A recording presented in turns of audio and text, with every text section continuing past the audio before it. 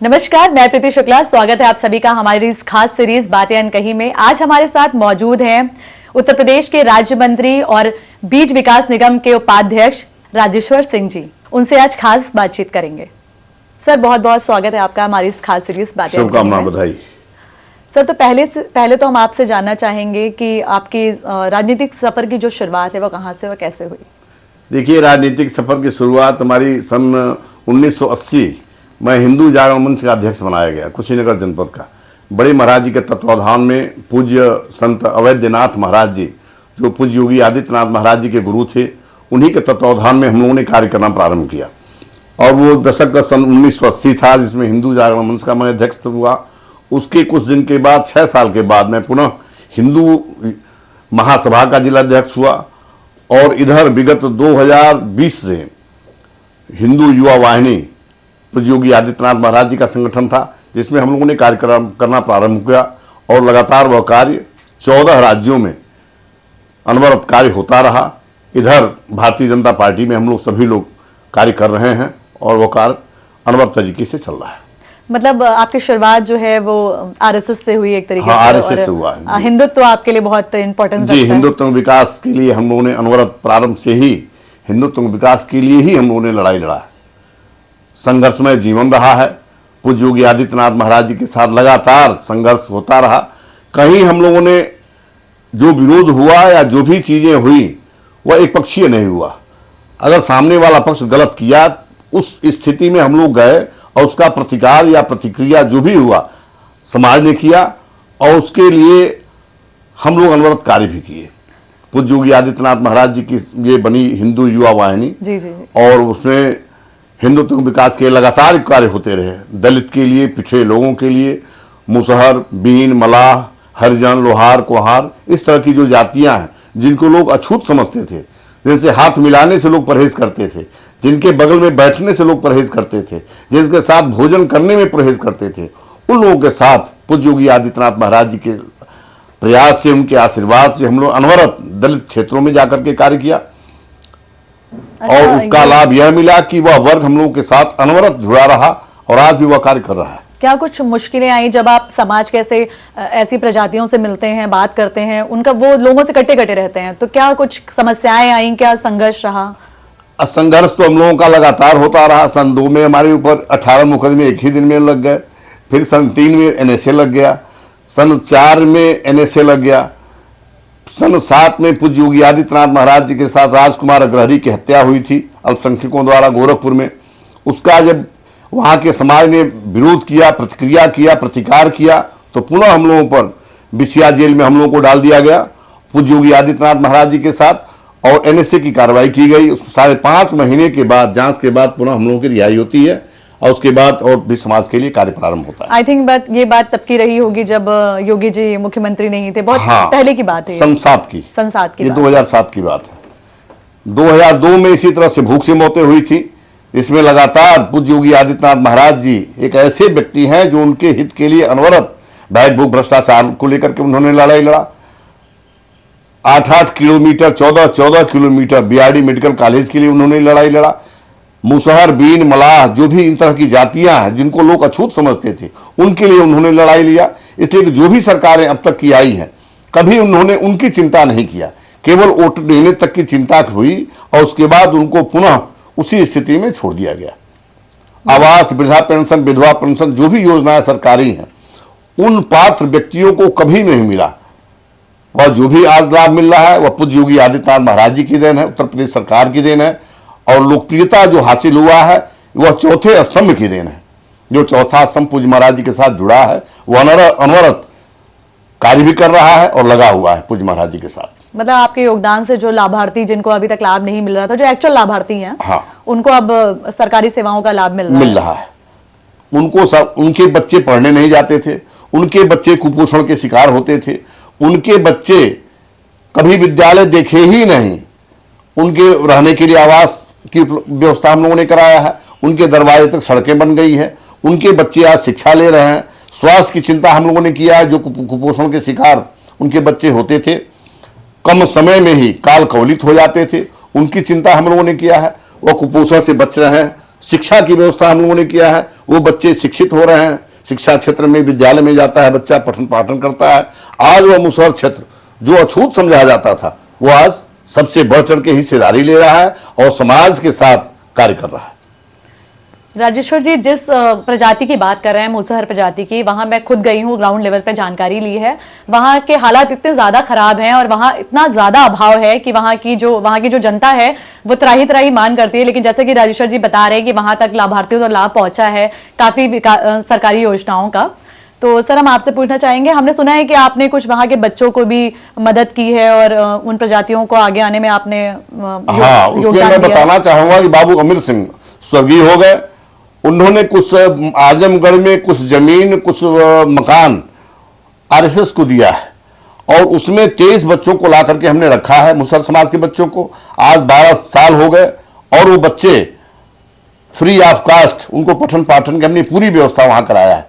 वो बच्चे निःशुल्क भोजन की व्यवस्था, अंग वस्त्र की व्यवस्था, पठन पाठन की व्यवस्था, स्वास्थ्य की व्यवस्था, पूरा जो भी दिनचर्या पूर्ण होती है पूरी व्यवस्था हमने करके उनको कराया है। और वो आज 23 बच्चे आज अच्छी व्यवस्था में है और शिक्षा ले रहे हैं। मतलब जो भी बुनियादी सेवाएं मिलनी चाहिए जनता को, आम जनता को, बच्चों को, वो आपने आपके दिलाने का प्रयास किया गया हाँ, है। प्रयास किया गया है जी। और पूज्य महाराज जी भी अनवरत लगे हुए हैं। जैसे हमारे कुशीनगर जनपद में मुसहर समाज है, महाराजगंज में बनटांगिया समाज है, कंजर बस्ती समाज है। इस जो दलित समाज है उसके हित के लिए हमारी सरकार कार्य कर रही है और वह चीज आज दिख भी रहा है। तो क्या आगे आने वाले दिनों में क्या परियोजनाएं होंगी? देखिए, आने वाले समय में हम लोगों की एक योजना है कि संभावित व्यवस्था, जो भी गरीब, दबे, कुचले, मजलूम, हीन भावना से जिनको देखा जाता था, वो हमारे साथ, उनको हम लेकर चलने का संकल्प लिए हैं, साथ लेकर चल रहे हैं। हम आज भी दलित बस्तियों में जाते हैं, उनके साथ बैठ के भोजन करते हैं, उनके सुख दुख की चिंता करते हैं। ऐसा नहीं कि वोट तक ही हम उनको सीमित रखें, वोट के बाद भी हम लोगों का आना जाना रहता है उन दलित क्षेत्रों में। उनकी पीड़ा, उनकी समस्या हम सुनते हैं और उसका समाधान भी हम लोग कराते हैं। और ऐसी कोई बात होती है तो हमारे मुख्यमंत्री, लोकप्रिय मुख्यमंत्री जो उत्तर प्रदेश के पूज्य योगी आदित्यनाथ महाराज जी साबित हुए हैं, उनको हम लोग जानकारी संज्ञान में लाते हैं और उसका लाभ उनको मिलता है। तो क्या और प्रोजेक्ट्स आने वाले हैं? आप किस चीज के लिए प्रयासरत हैं? क्या प्राथमिकताएं होंगी? हम लोग इस प्रयास में हैं, जैसे बीज विकास निगम के हम उपाध्यक्ष हैं उत्तर प्रदेश के, किसानों की आय दोगुनी कैसे हो उसके लिए हम लोग कार्य कर रहे हैं। अभी हम गए थे बनारस में, तो कुछ किसान इकट्ठा हुए तो वो ये कहे कि सर, बछड़े, गाय के बछड़े बहुत नुकसान करते हैं और काफी संख्या थी उनकी, 250-300 की संख्या थी किसानों की। हमने कहा कि ये बताइए 1 साल पहले आपकी पैदावार क्या थी या 5 साल पहले आपकी पैदावार क्या थी, एक कट्ठे में, 1 एकड़ में क्या आपकी उपलब्धता थी धान की, गेहूं की। तो बताया कि सर उस समय से 4 गुना 3 गुना हम लोग का बढ़ा है रेशियो। जो 1 कट्ठे में 1 मन होता था वो आज 3 मन हो रहा है। हम तो ये बताओ भैया, आप लोग की कैसे कह रहे हैं आप लोग की बछड़ा नुकसान करता है? भाई बछड़ा नुकसान करता तो जो पैदावार 1 महीना 1 मन था 1 कट्ठे में, वो कम होता और पैदावार सीधे आप कह रहे हैं कि 3 गुना 4 गुना बढ़ा है। तो वह लाभ में है कि नुकसान में है? और देखिए, जीने का अधिकार इस पृथ्वी पर सबको है, आम जनता, सारे जीव, पशु पक्षी, सबको जीने का अधिकार है। ईश्वर ने सबको जीने का अधिकार दिया है। मारने का हक हमको नहीं दिया है कि हम बछड़ों को मरवा डालें या गाय को मरवा डालें, या किसी ने किसी को अधिकार नहीं दिया है। इसलिए स्वतंत्र व्यवस्था सबके हित के लिए है, चाहे वो जनता हो, चाहे वो पशु हो, चाहे वो पक्षी हो, सबको जीने का अधिकार है। इसलिए अगर बच्चों से कोई दिक्कत है तो उनको भी जीने का अधिकार है। और कहीं उनसे नुकसान हुआ है तो उसको बताइए कहाँ नुकसान हुआ है। आय आपका 4 गुना बढ़ा, आय आपका 3 गुना बढ़ा, नुकसान है कहाँ? आप बताइए तो कहीं किसी भी क्षेत्र में कहाँ नुकसान हो रहा है। और हमारा निगम सदैव किसानों के हित के लिए अनवरत कार्य कर रहा है। जब मैं ज्वाइन किया था आज से 4 साल 5 साल पहले, तो निगम की स्थिति काफी खराब थी। पूर्व की सरकारों में निगम को नहीं ध्यान दिया गया, लेकिन परम पूजनीय योगी आदित्यनाथ महाराज जी की सरकार में निगम को विशेष ध्यान दिया गया है। और वह निगम जो बिल्कुल शून्य था, स्थिति इतनी खराब थी कि अपने कर्मियों को वेतन भी नहीं दे पाएंगे, इतनी खराब स्थिति थी। आज पूरे उत्तर प्रदेश में चाहे वह बरेली हो, मेरठ हो, कानपुर हो, आगरा हो, गोरखपुर हो, बनारस हो, आजमगढ़ हो, कहीं चले जाइए, हर जगह बीज विकास निगम का कार्य बहुत बेहतर तरीके से हो रहा है।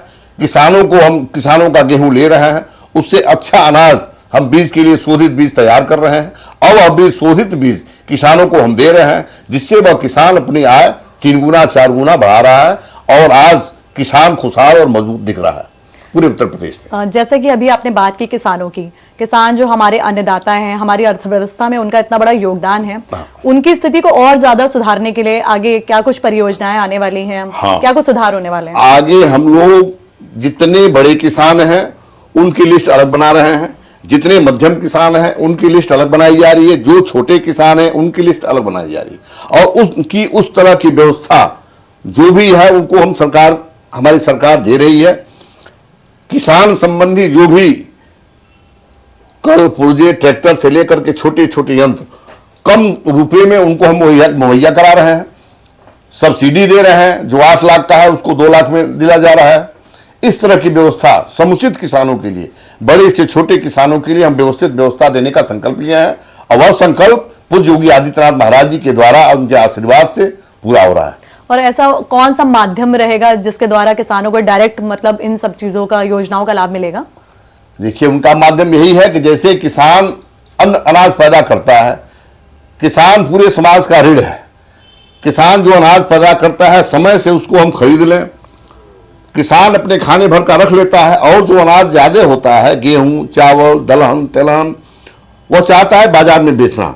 वह ला करके बाजार में बेचता है, हमको उपलब्ध कराता है, हम अच्छा रेट से उसको खरीद लेते हैं और खरीदने के बाद उसको समुचित व्यवस्था देने के लिए रीबैगिंग हम कराते हैं।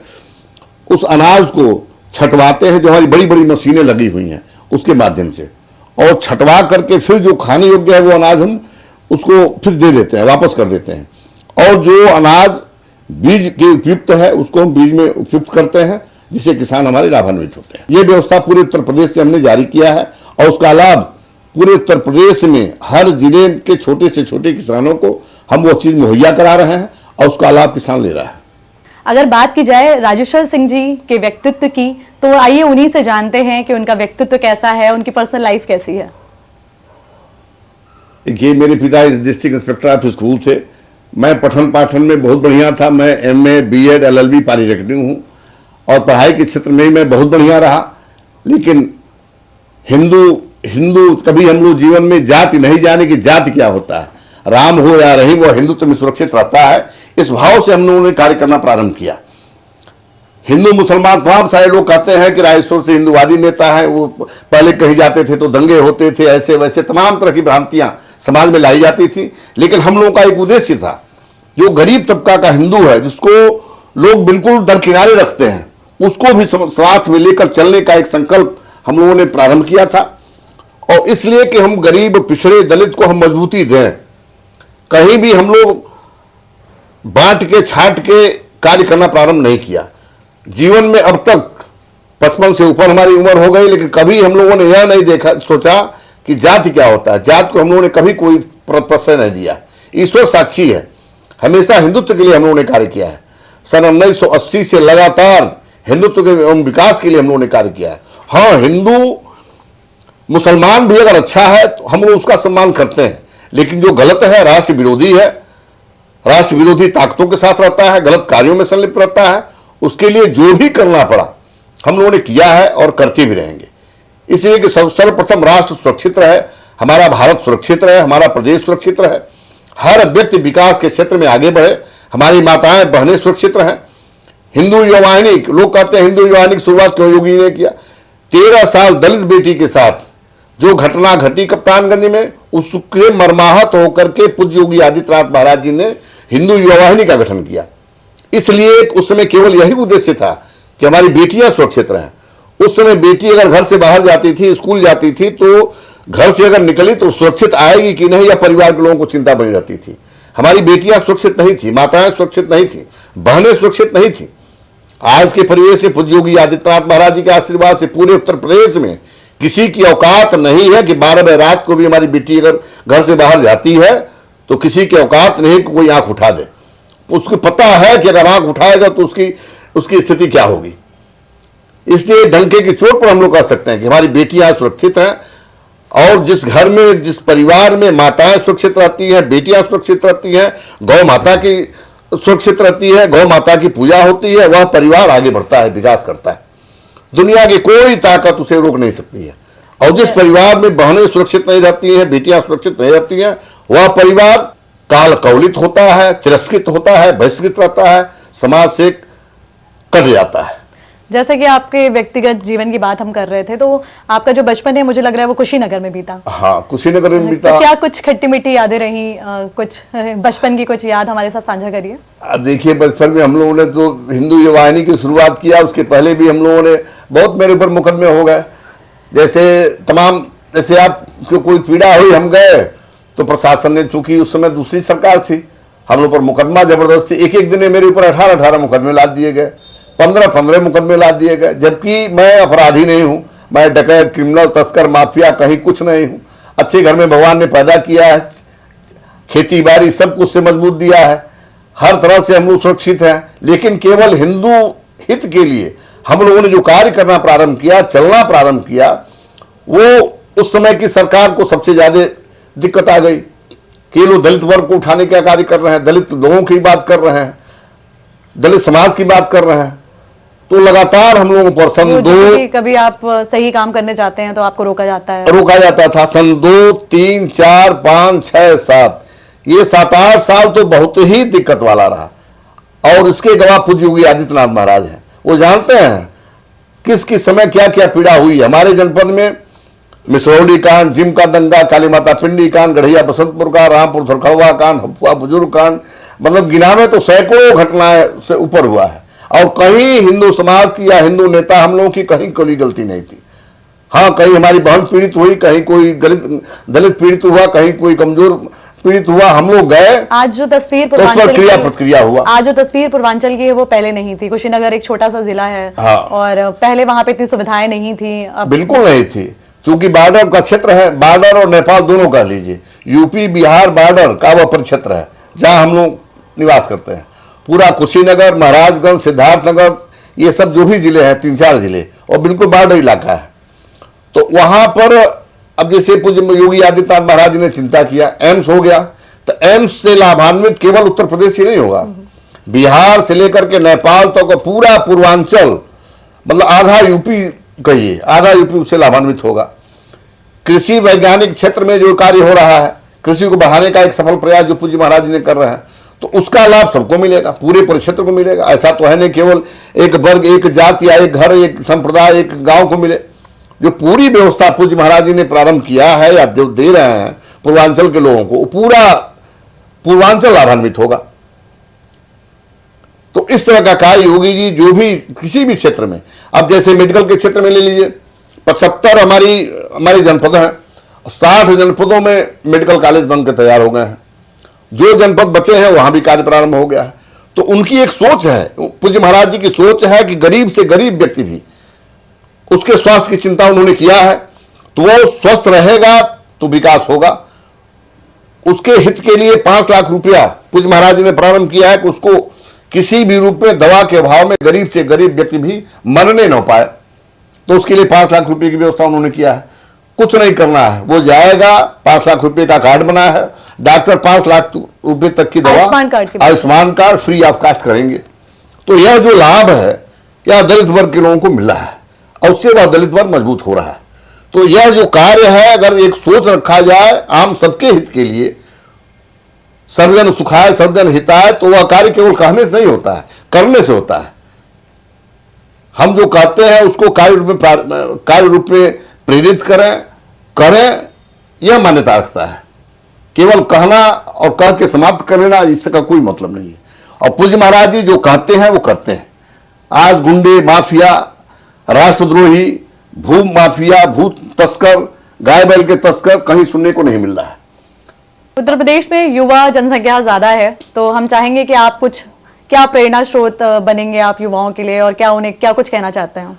देखिए, युवाओं के हित के लिए हम लोग गांव स्तर पर खेल कूद की व्यवस्था हम लोग करा रहे हैं। न्याय पंचायत स्तर पर खेलकूद की व्यवस्था करा रहे हैं, ब्लॉक स्तर पर खेलकूद की व्यवस्था करा रहे हैं। आप देखिए होंगे बहुत पहले गांव गांव में अखाड़े होते थे, जो आज धीरे धीरे लुप्त प्राय होता जा रहा है।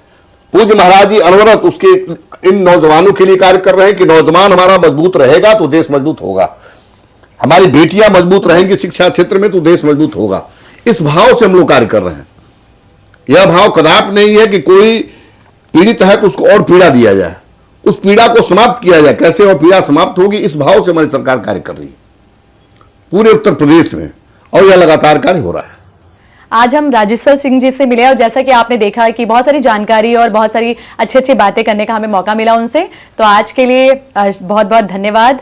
और हम सबका भी बहुत बहुत धन्यवाद करना चाहेंगे हमारे इस खास सीरीज बातें अनकही में आने के लिए। बहुत बहुत बधाई, आप लोग आए, बहुत बहुत धन्यवाद, बहुत बहुत धन्यवाद।